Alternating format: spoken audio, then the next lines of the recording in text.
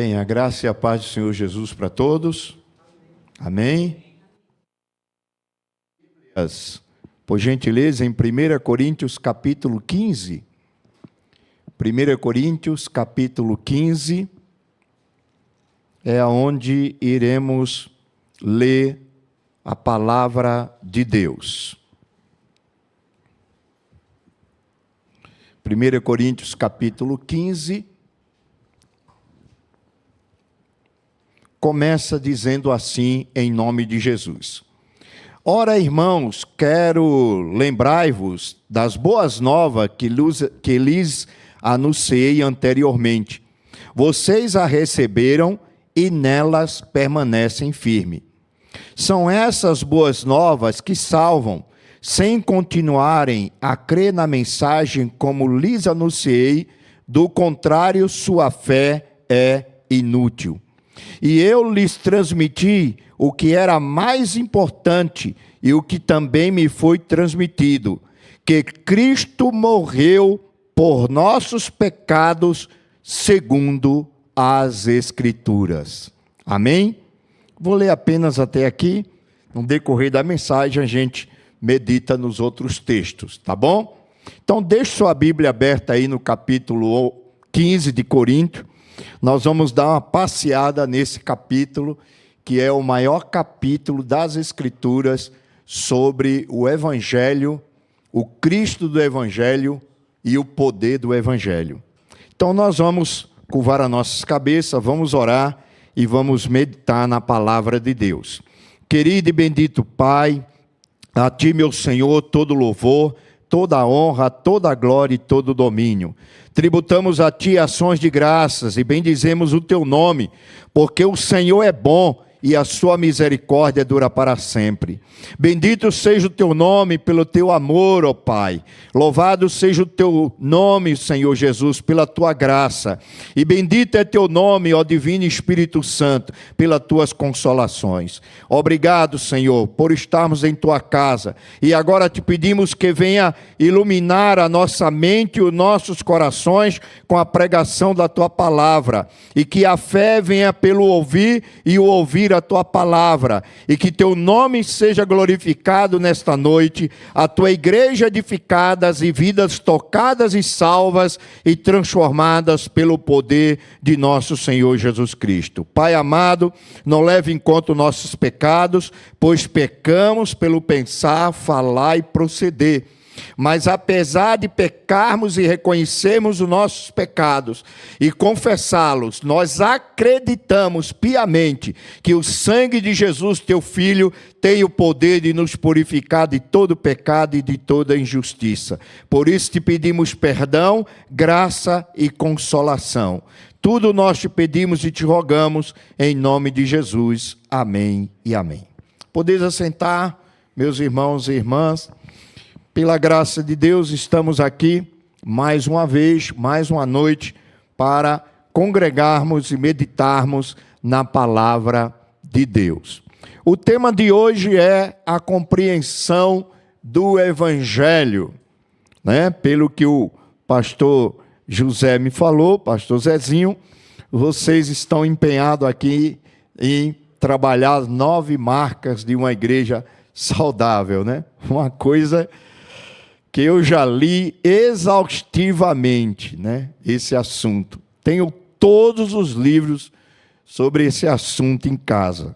Esse é um assunto que eu me apaixonei por ele, as 9 marcas da Igreja Saudável. Então, tudo que você imagina que foi lançado no Brasil pela Fiel e pela Vida Nova, tem lá em casa. Minha mulher falava que ia mudar meu nome para 9 marcas, tanto eu falar nisso, né? Mas é muito interessante, é uma proposta ministerial e de vida para a igreja, muito importante. Mas hoje nós vamos falar da terceira marca, né? Que é a compreensão do Evangelho. E para compreendermos o Evangelho, nada melhor do que compreendermos o capítulo 15 de 1 Coríntios, por incrível que pareça. O capítulo 15 de 1 Coríntios é o coração do Evangelho.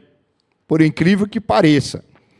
É o maior capítulo da Bíblia Sagrada sobre a ressurreição de Cristo e dos salvos nos finais dos tempos.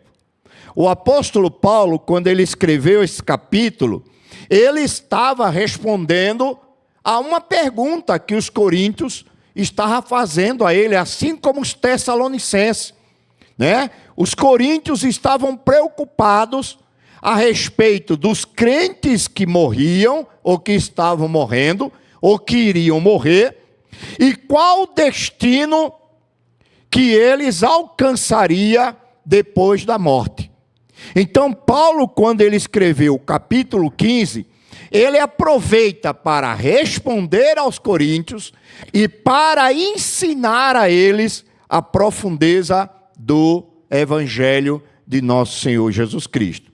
Veja, a ressurreição de Jesus, segundo Paulo, no capítulo 15, é o coração do evangelho. Se nós fôssemos resumir o que é o evangelho, nós poderíamos resumir na seguinte frase: a palavra evangelho vem do grego boas novas. Boas novas de quê? De que Cristo morreu e ressuscitou e vive para todo sempre. Isso é o evangelho. O evangelho é as boas novas do Cristo ressuscitado. Ou seja, sem a ressurreição de Jesus, todo o plano da salvação cairia por terra. O coração do evangelho está na ressurreição. Sem ela, o cristianismo não passa de mais uma religião, como o budismo, né? O islamismo, o judaísmo e as grandes religiões do mundo. O que diferencia o cristianismo do budismo, do hinduísmo, vamos colocar, do judaísmo, do islamismo, é que Buda morreu e todo mundo diz onde está seu túmulo. Maomé morreu e todo mundo diz onde está o seu túmulo. E todos falam que ali seus ossos tornaram em cinza. Mas quando você vai a Jerusalém, ao local em que Jesus foi sepultado, provas bíblicas, históricas e arqueológicas e também criminais comprovam de que ele ressuscitou, que ele está vivo. Então, sem a ressurreição, o cristianismo não passa de uma religião qualquer, como o budismo e essas que eu já falei, as quais são com seus líderes tão mortas como a sua própria pregação, não é? Estão mortas como a sua pregação. Maomé não dá vida, Buda não dá vida, o hinduísmo não dá vida, mas Jesus é a própria vida. Aí Paulo começa o capítulo, primeiro mostrando, fatos sobre o evangelho e a ressurreição. Veja, o que ensina Paulo aos coríntios sobre o evangelho? Ele começa no verso 1. Ele diz que os coríntios receberam o evangelho. Ele diz assim: irmãos, quero lembrar-lhes o evangelho que lhes preguei, o qual vocês receberam e no qual estão firmes. Então, Paulo está dizendo: olha, eu quando fui pregar a vocês, ele diz no início da carta, eu não fui pregar a vocês baseado em filosofias ou em capacidade humana, mas eu preguei o evangelho de Cristo, o evangelho de poder, o evangelho que é as boas novas, que transforma, que dá vida eterna, e vocês receberam este evangelho. E recebendo esse evangelho, vocês têm vida nele, por ele e através dele. É o que ele vai falar no verso 2. Ele diz: por meio deste evangelho, vocês são salvos. Então, o evangelho é as boas novas de salvação em Cristo Jesus, nosso Senhor. Os pentecostais antigos, eles tinham uma forma de pregar bem peculiar, bem simples, né? Eles diziam assim: Jesus Cristo salva, cura e batiza no Espírito Santo e voltará. Veja, em poucas palavras, praticamente eles resumiram a doutrina do Evangelho. Então Paulo começa dizendo aos coríntios: vocês receberam o Evangelho. Que Evangelho? As boas novas de que Jesus veio ao mundo, morreu pelos nossos pecados e ao terceiro dia ressuscitou. Quais as consequências de nós crermos no Cristo ressuscitado, que é as boas novas do Evangelho? Ele vai falar no verso 2, ele diz que crendo nessa mensagem, nós somos salvos. E no próprio verso 2, ele diz o seguinte: desde que se apeguem firmemente à palavra que lhes preguei, caso contrário, vocês têm crido em vão. Ou seja, ele está dizendo: olha, assim como vocês receberam Cristo, acreditaram no Evangelho, vocês devem permanecer no Evangelho. Paulo está dentro da mesma palavra que Jesus fala lá no Apocalipse, a uma das 7 igrejas, quando ele diz assim: olha, sejam fiéis até a morte, e eu vos darei a coroa da vida. Então veja, Paulo fala que eles receberam o Evangelho, que eles são salvos pelo Evangelho, mas a maior prova de que eles são salvos pelo Evangelho é se eles permanecerem em Cristo até o final. Essa é a maior prova de que uma pessoa foi salva pelo Evangelho. Paulo ensina 2 fatos sobre Cristo. Veja aí no verso 3. Ele diz assim, ó: Cristo morreu pelos nossos pecados. Ele vai falar aí no verso 3. Ele diz assim, ó: pois o que primeiramente lhe transmiti foi o que recebi, que Cristo morreu pelos nossos pecados, segundo as Escrituras. Então, a pregação, o evangelho dele, não estava baseada na tradição hebraica, mas estava baseada na fé do Antigo Testamento, que era a Bíblia que eles tinham na época. Na época não tinha um Novo Testamento. E Paulo estava baseando a sua fé em quê? No Antigo Testamento. No Antigo Testamento já estava profetizado que Jesus morreria pelos nossos pecados. Basta ler Isaías capítulo 53, que você vai ver lá, né? O profeta falando do cordeiro que seria sacrificado. E Paulo está dizendo: olha, Jesus morreu pelos nossos pecados.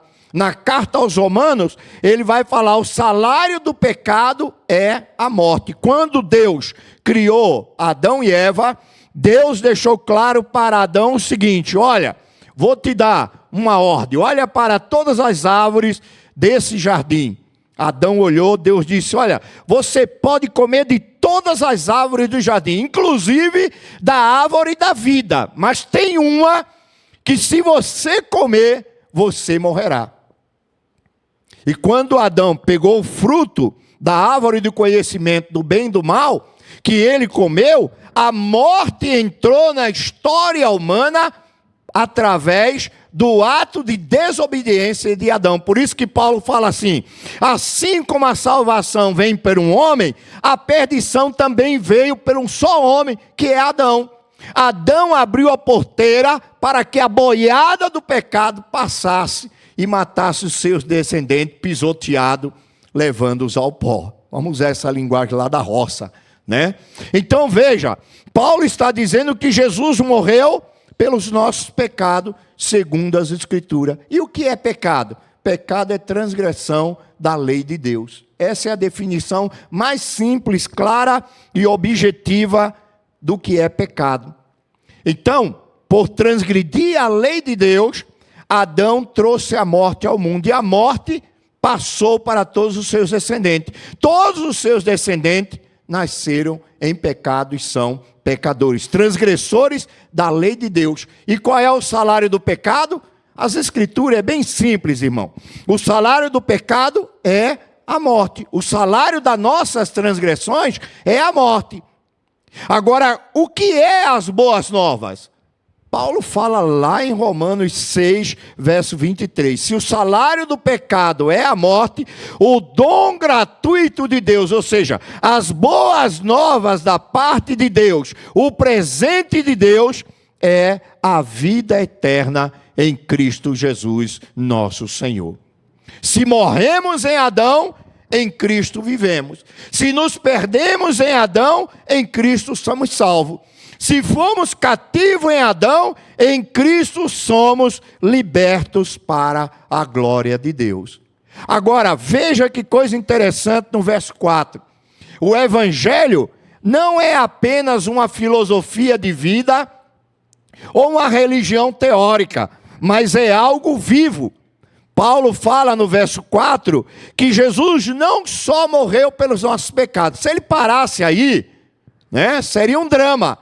Jesus morreu, pronto, acabou, virou pó, sumiu, evaporou, não existe mais, seu túmulo está lá em Jerusalém, seus ossos foram depositados lá seu corpo apodreceu, seus ossos viraram cinza, e hoje só resta apenas a memória dele. Não, no verso 4, aí sim, ele mostra a centralidade e o poder do Evangelho. Ele diz assim, pois o que primeiramente lhe transmiti, verso 13, foi o que recebi, que Cristo morreu por nós, por nossos pecados, segundo as Escrituras, e foi sepultado e ressuscitou no terceiro dia, também segundo as Escrituras.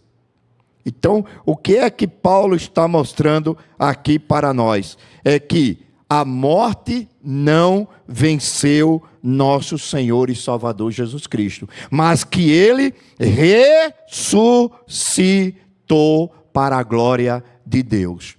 Qual a prova que Ele nos dá de que essas boas novas do Cristo que morreu pelos nossos pecados, perdoou as nossas falhas e ressuscitou? Qual é a prova que Ele nos dá de que Cristo está vivo? Aí ele pega do verso 5 ao 11, ele vai nos falar das testemunhas da ressurreição. Ele diz assim, que Cristo ressuscitou no terceiro dia, segundo as Escrituras. Aí ele começa, e apareceu a Pedro, e depois aos 12.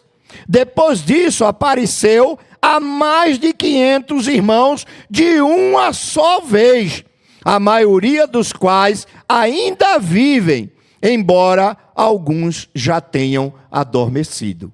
Olha quanta testemunha da ressurreição de Jesus. Aí ele diz assim, depois apareceu a Tiago, e então a todos os apóstolos.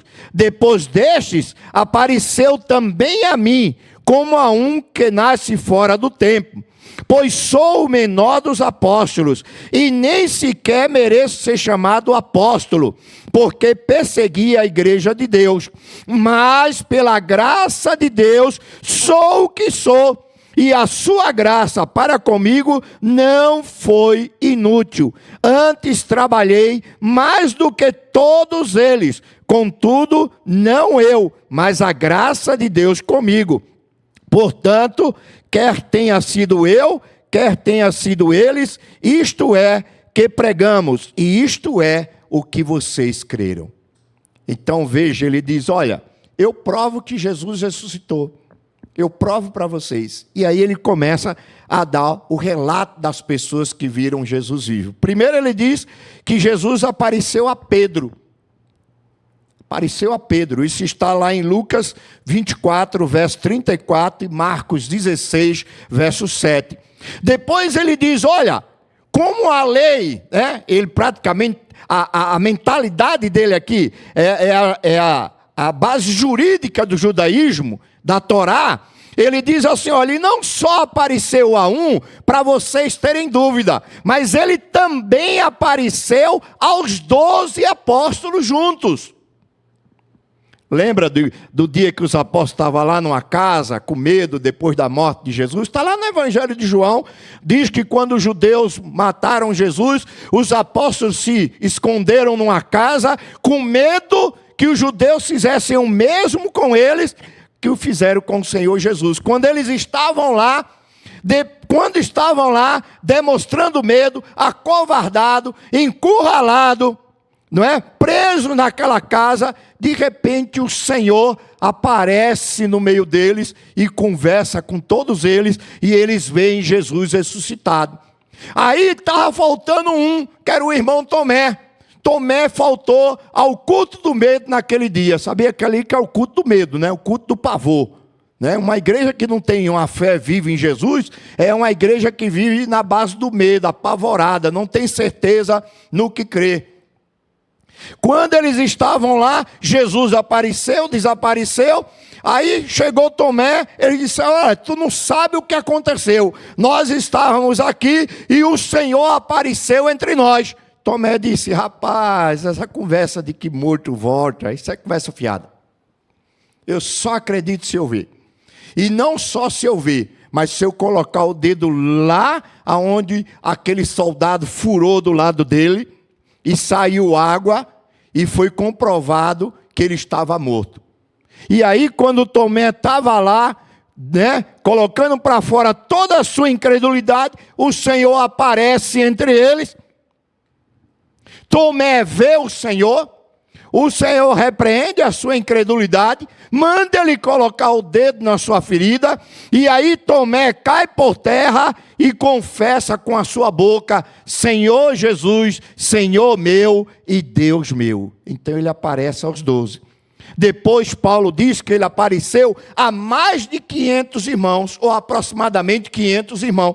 E ele diz assim, e se vocês quiserem prova, vão lá em Israel, vão lá em Jerusalém, porque muitos desses irmãos, dessa multidão, essa congregação de quase 500 irmãos, muitos ainda estão vivos. Vá lá que vocês vão ver e ouvir dos próprios lábios dele. Depois ele diz assim, olha, ele não só apareceu a Pedro, aos 12, a 500 irmãos, mas também apareceu a Tiago, seu irmão, o irmão de Jesus. Tiago, que era incrédulo, que não acreditava que Jesus era o Salvador, que Jesus era o Messias. Jesus apareceu a ele e Tiago se converteu e se transformou num grande apóstolo de nosso Senhor Jesus Cristo. Depois, no verso 7, ele continua dizendo, olha, e não só a Tiago, mas também aos 12. E aí ele se inclui, ele diz o seguinte, e também a mim. Ele apareceu a mim pessoalmente, eu vi ele, eu conversei com ele, ele falou comigo, ele me transformou, é isso que Paulo está dizendo.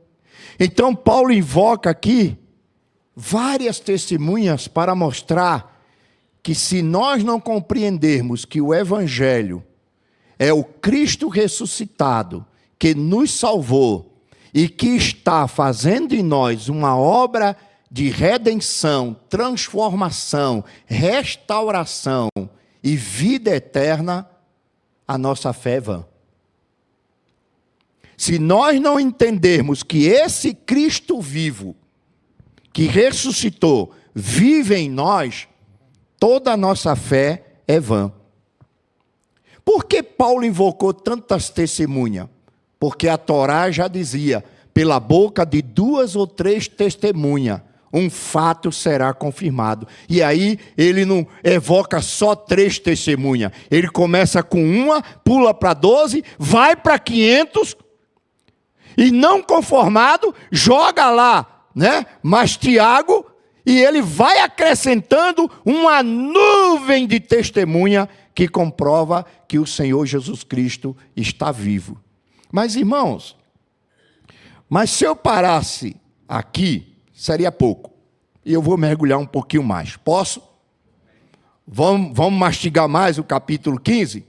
Vamos lá? Muito bem. Qual é a esperança, então, que o Evangelho nos dá?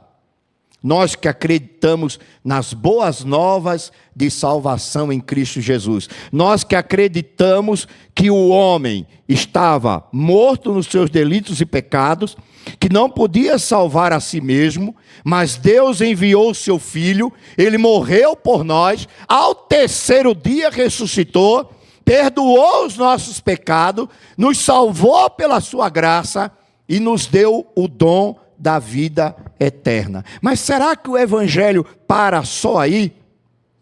Veja o que Paulo fala. Ele vai falar agora da esperança do evangelho. Paulo se dirige aos que duvidavam da ressurreição de Cristo. Veja o que acontece se você não acreditar que Jesus vive e reina para todo sempre. Se você não acreditar, esse evangelho que você acredita não é o evangelho bíblico.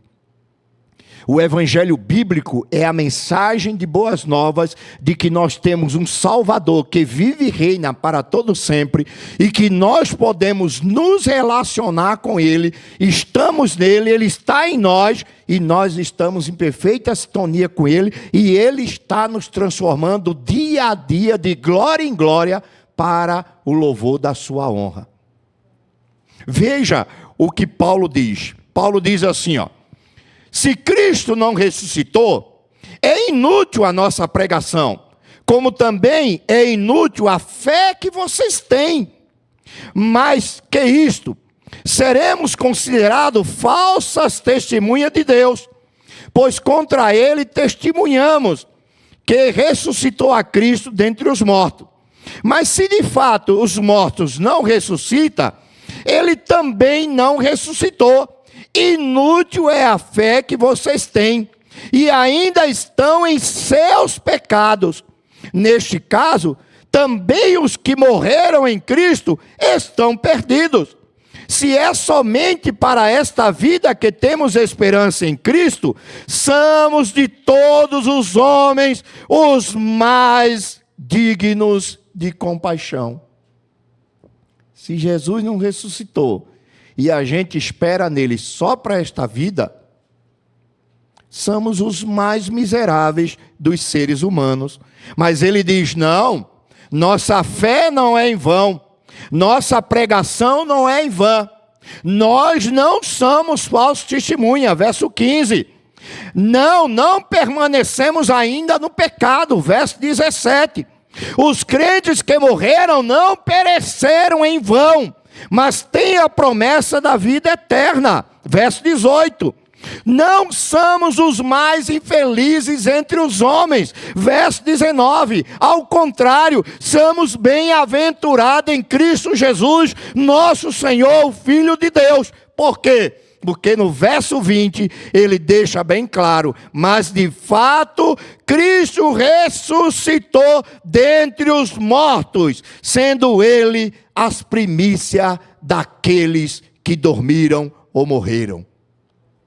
Ele está dizendo, olha, por causa da ressurreição de Cristo, a nossa pregação não é vã, a nossa fé não é vã, não somos falsos testemunhas, não permanecemos mais nos nossos pecados, porque fomos perdoados, fomos lavados e purificados pelo sangue de Jesus. Os crentes que morreram, não morreram sem esperança, mas vão ressuscitar para a glória de Deus, e não somos os mais infelizes dentre os homens, ao contrário, nós somos os bem-aventurados de Deus.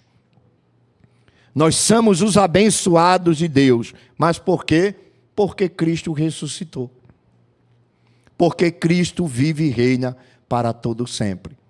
Nós temos que entender que o Evangelho não é apenas mais uma religião na história humana. Religião, me desculpe, com toda sinceridade, é budismo, é confucionismo, é islamismo. Isso são religiões. Mas o cristianismo não. O cristianismo vai além disso. O cristianismo é a mensagem das boas novas de um cara que veio nessa terra, nasceu de uma simples mulher, viveu como um simples homem, peregrinou entre nós, morreu como qualquer mortal, mas ressuscitou e vive para todo sempre. E neste momento ele está agora à direita de Deus, sendo glorificado e exaltado para todo sempre. Por isso que a mensagem dele é fiel, é verdadeira, é correta nós acreditarmos nele. Então nós temos que entender isso, que nós não estamos lidando apenas com uma religião, mas estamos lidando com o Cristo vivo. E aí Paulo está tratando aqui de tudo isso. Aí veja, ele não fala só da esperança da ressurreição, mas ele fala também da ordem da ressurreição. Ele diz, olha, Cristo morreu, amém, mas Cristo também ressuscitou. O Evangelho é a nossa esperança para termos a vida eterna.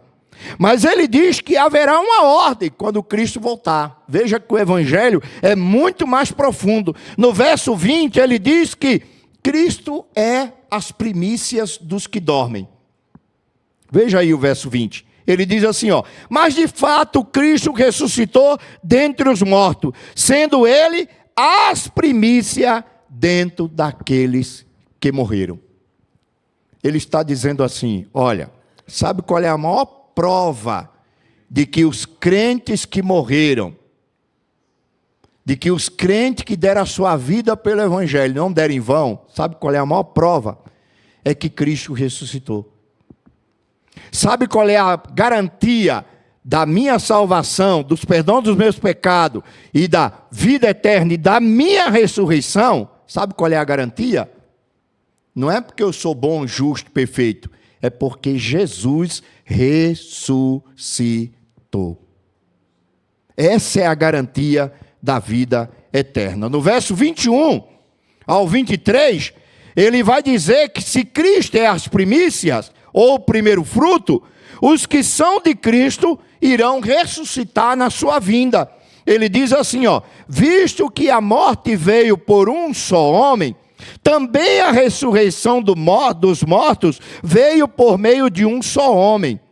Pois da mesma forma como em Adão todos morreram, em Cristo todos aqueles que creem nas boas novas do Evangelho serão vivificados. Aí ele diz assim, mas cada um por sua vez. Cristo, o primeiro, depois, quando ele vier, os que lhe pertencem também ressuscitarão. Ou seja, Deus primeiro ressuscitou Jesus para garantir a nossa ressurreição, para nos provar que nós ressuscitaremos. Essas são as boas novas do Evangelho. Quais são as más notícias? O salário do pecado é a morte espiritual, a morte física e a morte eterna. Eu já preguei isso aqui para vocês. Vocês lembram que eu preguei isso para vocês? A separação eterna de Deus, a destruição eterna, ou como diziam os teólogos antigos, a danação eterna. Vá ver essa expressão no latim para você ver como ela é linda, né? Então, Jesus é a garantia de que nós estaremos para sempre com Ele, ou seja, a sua ressurreição. E aí, ele fala não só da ordem, mas ele fala também dos corpos na ressurreição. Os coríntios perguntaram para Paulo, tá, tudo bem, vamos ressuscitar, mas como é que nós vamos ressuscitar? Com que corpo a gente vai ressuscitar? Eles fizeram essa pergunta. Os coríntios faziam muitas perguntas, e Paulo vai responder. Duas delas eram as seguintes. Primeiro, como ressuscitarão os mortos? Como ressuscitarão? Aí ele começa a falar. Ele diz assim, ó: assim será com a ressurreição dos mortos.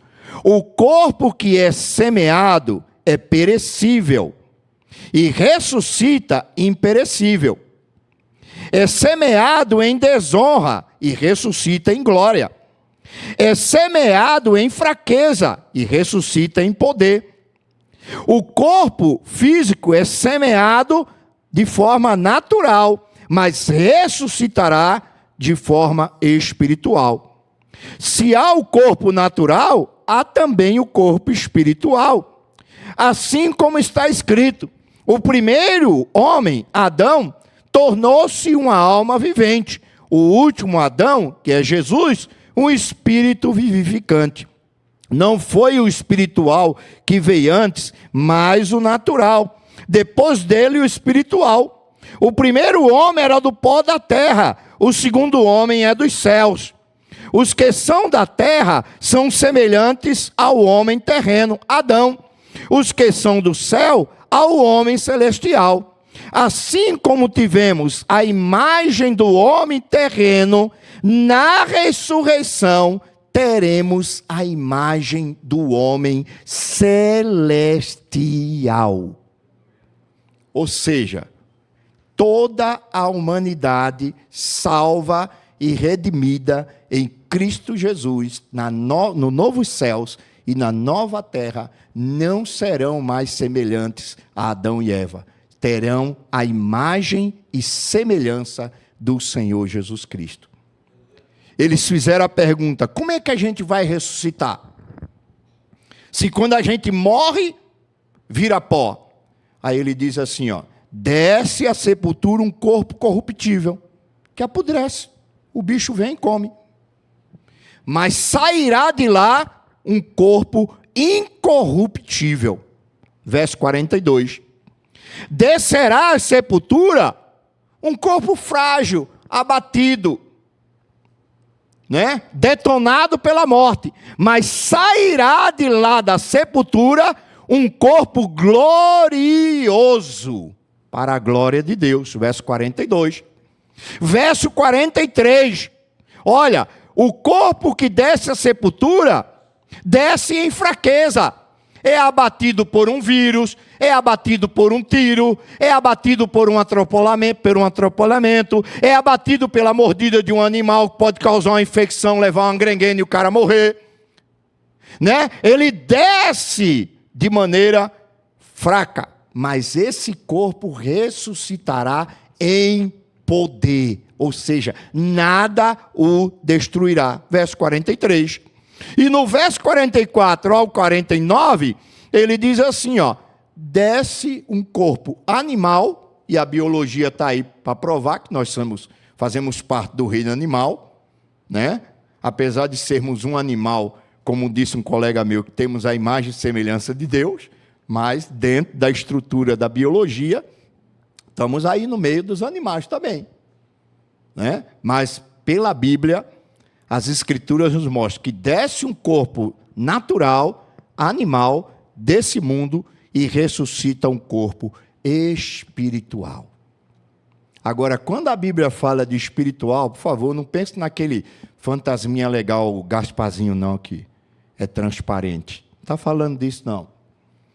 Corpo espiritual aqui é um corpo totalmente mergulhado, controlado e aperfeiçoado pelo poder do Espírito Santo de Deus.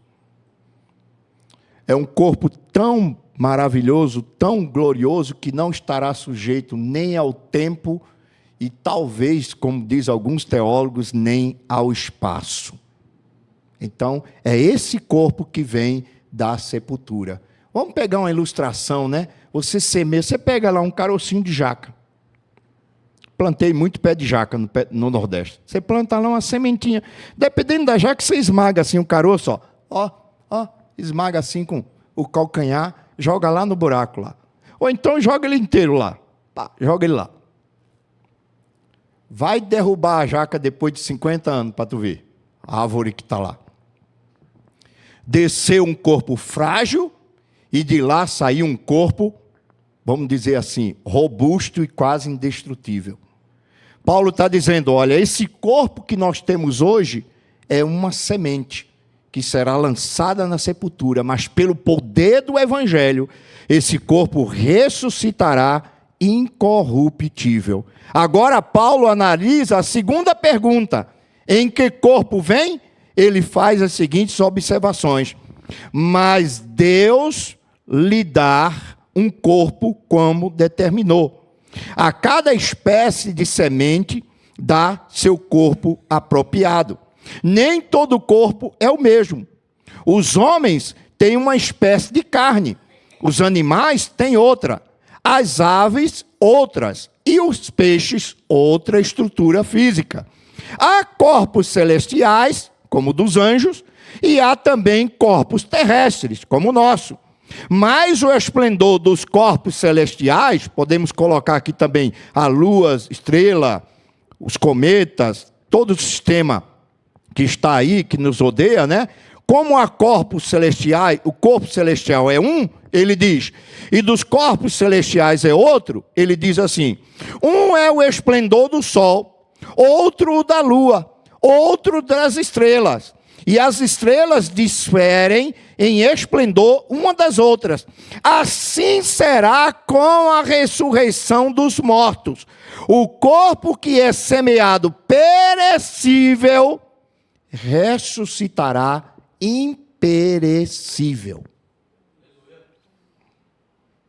Não sofrerá mais o dano da morte. Então, resumindo, verso 37. O corpo que semeia não é o corpo que há de ser. Né? Esse corpo aí, ó, morreu. Enterro de quem? Pastor Rivaldo. É mesmo, rapaz? Coitado, vai pro pó. Quando eu conheci ele tinha cabelo, rapaz. Era fortinho. Olha como está xoxinho. Murchou. Vira pó. Vai descer esse corpo mesmo, frágil. É isso aí que vai acontecer. Verso 37. Mas Deus dá a cada semente o corpo que lhe apraz. Então Deus dá. E Ele pode dar um corpo incorruptível. Nem toda a carne é a mesma. Paulo diferencia. Mas ele diz, nem todos os corpos celestiais também são os mesmos. Verso 40 e 41. Ao ressuscitar, seremos semelhantes. Ao quê? E a quem? Segundo o Evangelho. A quem seremos semelhantes? Aí você vai lá para 1 João 3, verso 2, João vai dizer assim, ó. Assim como tivemos a imagem do homem terreno, teremos também a imagem do homem celestial. Ou seja, seremos semelhantes a nosso Senhor e Salvador Jesus Cristo. E para encerrar, é apenas um resumo. Eu poderia falar para vocês aqui até o ano que vem, nesse capítulo, mas eu estou dando um resumo, porque eu acho esse capítulo fantástico. Me desculpem, mas senti no coração de falar isso. Ele diz assim, que a ressurreição, na realidade, é um grande mistério.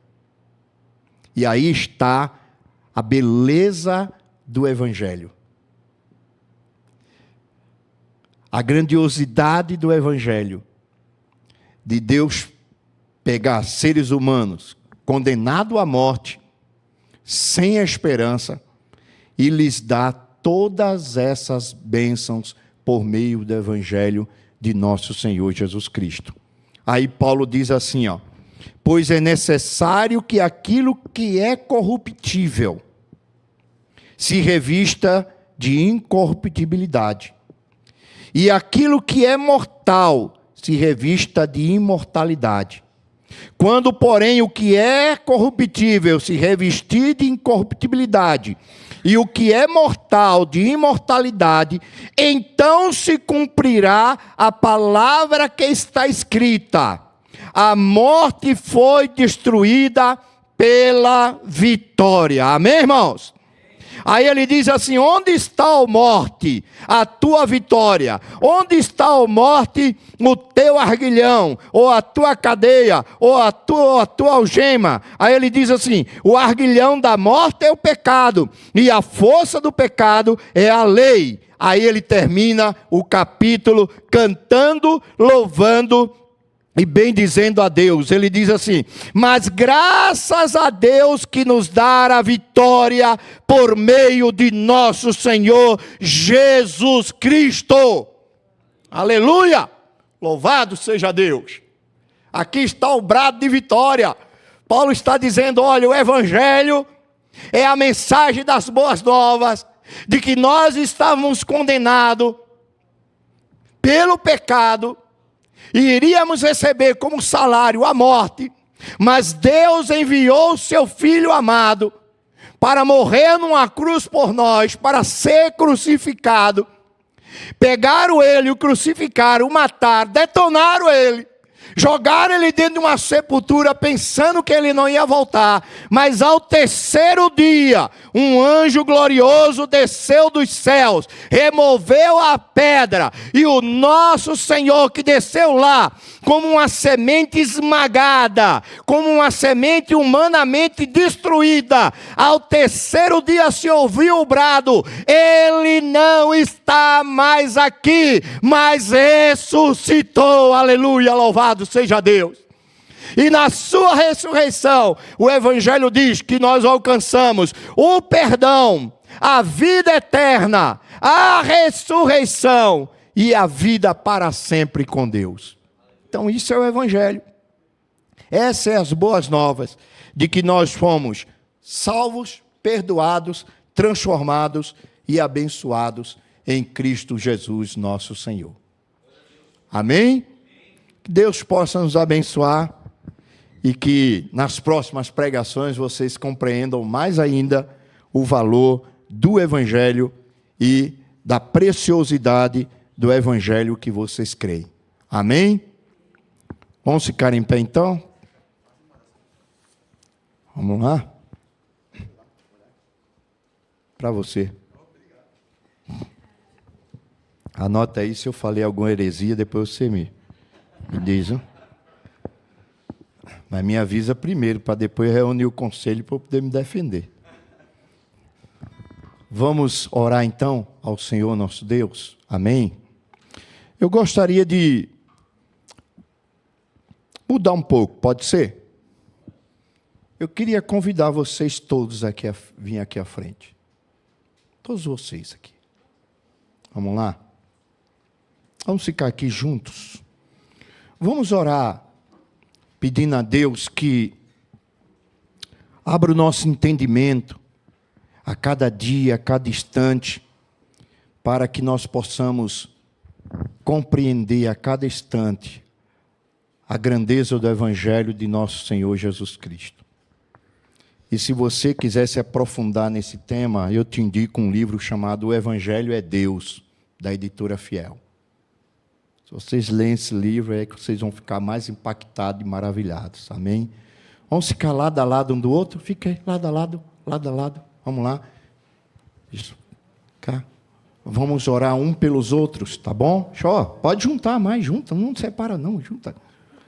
Vamos lá? Vamos orar ao Senhor em nome de Jesus? Amém? Vamos pedir a Ele que nos faça entender, compreender esse Evangelho para a honra e a glória do seu santo nome. Amém?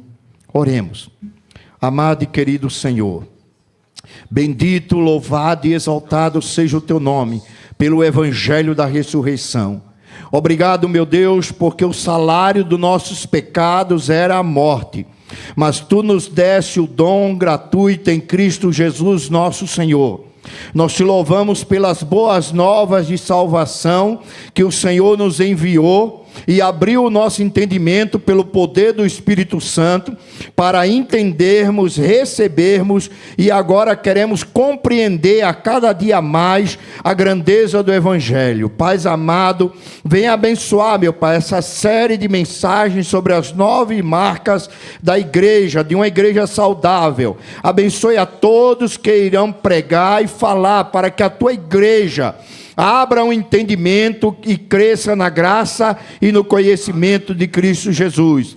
Que teus servos e servas sejam iluminados, esclarecidos, abençoados pelo poder do Espírito Santo, e que nós possamos entender, compreender e viver esse Evangelho da ressurreição, pensarmos como Cristo, falarmos como Cristo e vivermos como Cristo, meu Deus, conforme propõe o Evangelho. Que o Espírito Santo ilumine a nossa mente e o nosso coração, para ao lermos a Tua Palavra, escutarmos a Tua Palavra, possamos compreender, meu Deus, as boas novas de salvação para a glória do teu nome. Perdoa os nossos pecados, perdoa nossas falhas, abre o nosso entendimento, ilumina o nosso coração e nos ajude, meu Pai, a caminhar nos teus caminhos até o final para a glória do teu nome. Muito obrigado por esta oportunidade, em nome de Jesus, para a glória do teu nome. Amém e amém.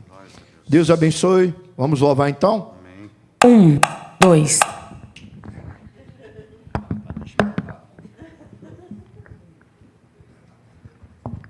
Dois, três, quatro.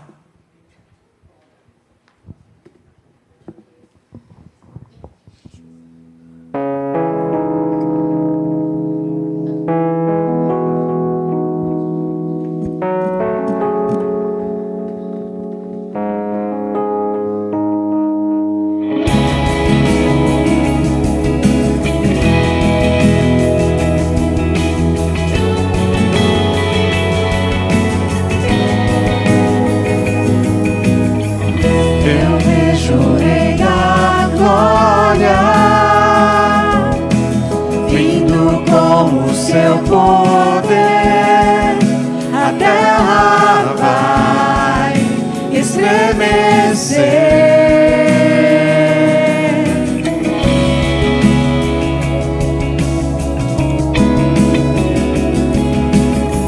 Eu vejo a sua graça, os pecados perdoar, a terra vai então cantar. Hosana, Hosana, Hosana nas alturas. Hosana, Hosana, Hosana nas alturas.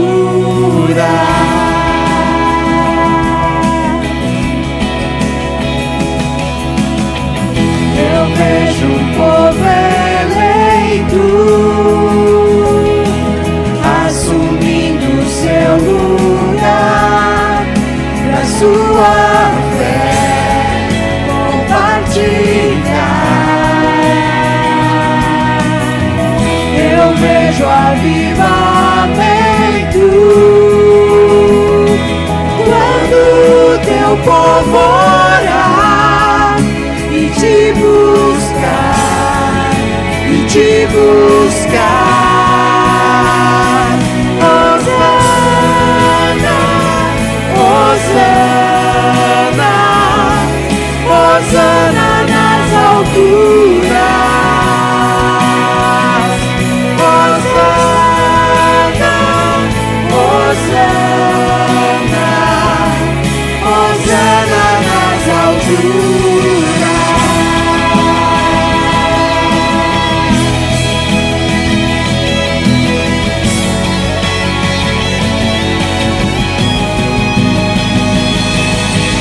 Limpa o meu coração,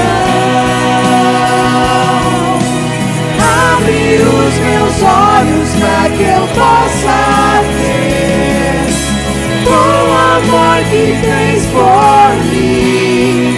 Te amo.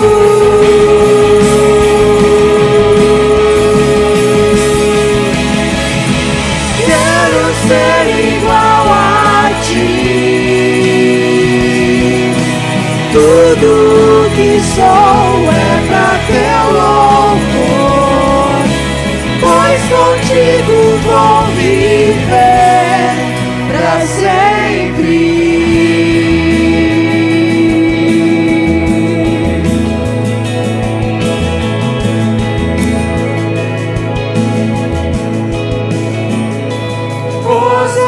Hosana, Hosana, Hosana nas alturas. Hosana, Hosana,